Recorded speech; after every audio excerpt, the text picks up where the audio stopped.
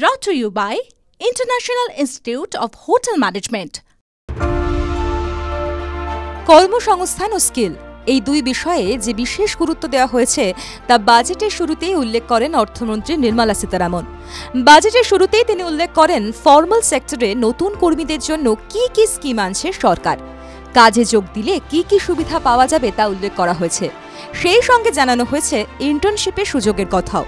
মোদী সরকারের এই সিদ্ধান্তে লক্ষ লক্ষ পড়ুয়া উপকৃত হবে বলেই জানিয়েছেন অর্থমন্ত্রী।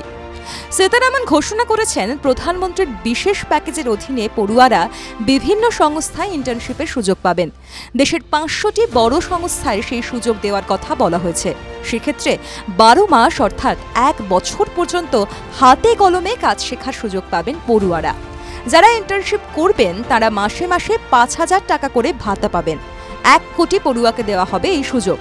অর্থমন্ত্রী বলেন, সংস্থাগুলিকে বলা হবে তারা যেন তাদের CSR ফান্ড থেকে ট্রেনিং খরচ বহন করে। এদিকে কংগ্রেসের দাবি, এই ইন্টার্নশিপের পরিকল্পনা আসলে ছিল কংগ্রেসের। কংগ্রেস নেতা জয়রাম রমেশ উল্লেখ করেছেন, লোকসভা নির্বাচনে ইস্তেহারে কংগ্রেস উল্লেখ করেছিল ইন্টার্নশিপের সুযোগ দেওয়া হবে। পেহলি নাকরি পাক্কি নামে ওই পরিকল্পনার কথা বলেছিল কংগ্রেস। কংগ্রেসের ন্যায়পত্র থেকে সেই ধারণা বিজেপি তুলে নিয়েছে বলেও দাবি করেছেন কংগ্রেস নেতা।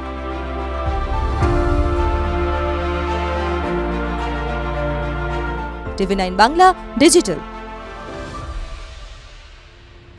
Brought to you by International Institute of Hotel Management.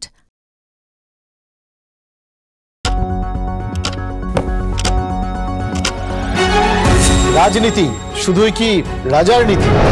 রাজা উজিরের চোখে নয়, আপনার আমার চোখে সমাজের ছবি। কঠিন কথা সহজভাবে না বললেই নয়। প্রতিদিন রাত ৯টায় TV9 বাংলায়। TV9 বাংলা না দেখলেই নয়।